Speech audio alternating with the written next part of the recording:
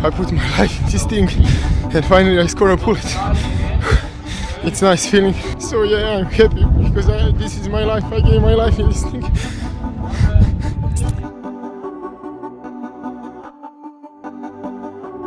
Welcome to day number 5 here in Hvide Sande for the penultimate day of racing. And what a day we have got coming up. The wind is already blowing, the sun is out, and with a forecast like it is right now, tomorrow is not looking good.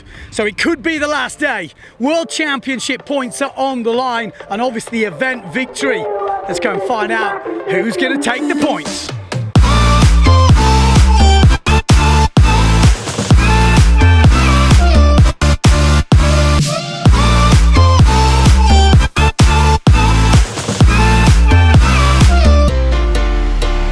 Just finished 2 exciting eliminations. In the women, Sarah Quita off-rigger just smashed that final. She led right from the front and had a huge lead right at the end. Second place, well, no guesses, no prizes for guessing who. Delphine Cousin-Castel just ahead of Jenna Gibson. So the top 3 finished in the top 3. But in the men, we had lots of antics going on. The biggest crash of the day has to go to Anton Castel.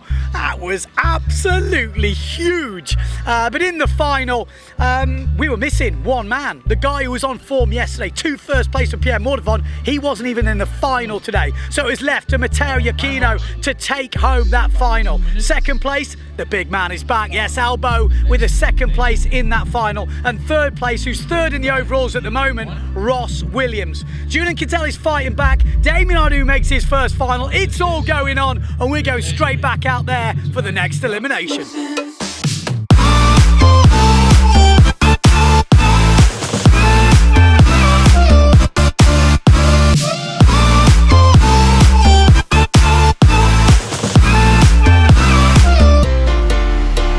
What an afternoon of racing that was. 2 eliminations in the women and 1 in the men. Let's kick off with the women. The star performer has to be Sarah Quita. Another 2 wins on the score sheet, but that doesn't tell the whole picture because one of those wins came after a nasty crash with Delphine Cousin at the first mark, and she had to claw her way back. It's one of the best races I've seen in a long time. As I was coming up and we were going down to the bush, she was coming down to jibe, and Uda also came up, so I was kind of getting sandwiched there. And Delphine and I collided, and I was sure the race was done there, but she kind of held on, and I also held on because I think we were both determined not to go down. And I think every reach I passed 1 or 2 people, and I caught Lena at the end on the last reach. So yeah, when I got to the finish line, that was such a sick race. I'm really stoked about that one. In the men, wow, what an afternoon that was. 1 elimination.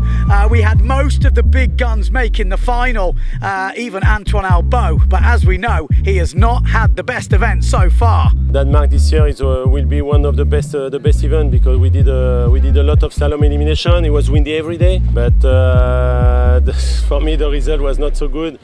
Like 5 times I don't pass the quarterfinals. So it's not so good, you know. I have a first, I have 2 seconds, 1/6. I don't know what happened, you know. Sometimes you go, it's like you go against the element, you know. But this happened, you know. So we had all the big guns in the final: Pierre Mordavon, Matteo Yukino, Antoine Albo. Which one was going to win it? None of them. No, it was the big Croatian Enrico Marotti came through with the goods to take the win. It feels great, you know. After the start, I had a fight with Matteo, but he got a bit too early, so I just started with a bit more speed on the pin.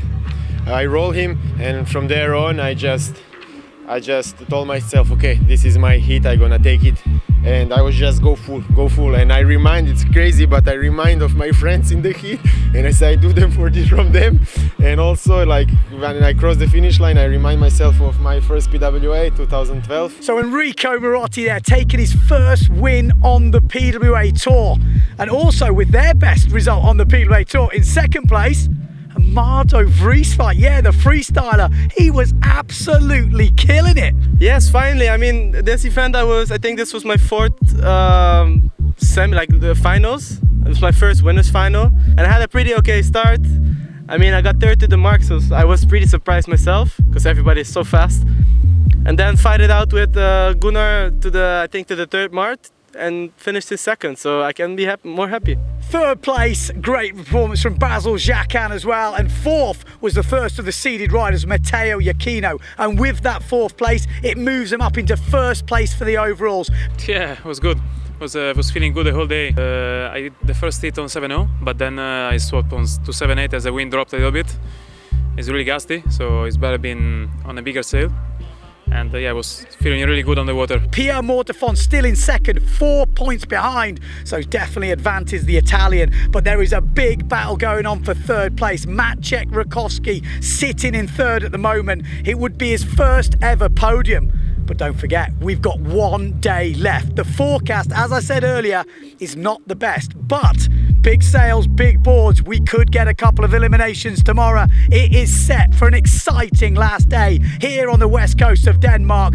Join us for the last day. It's gonna be big.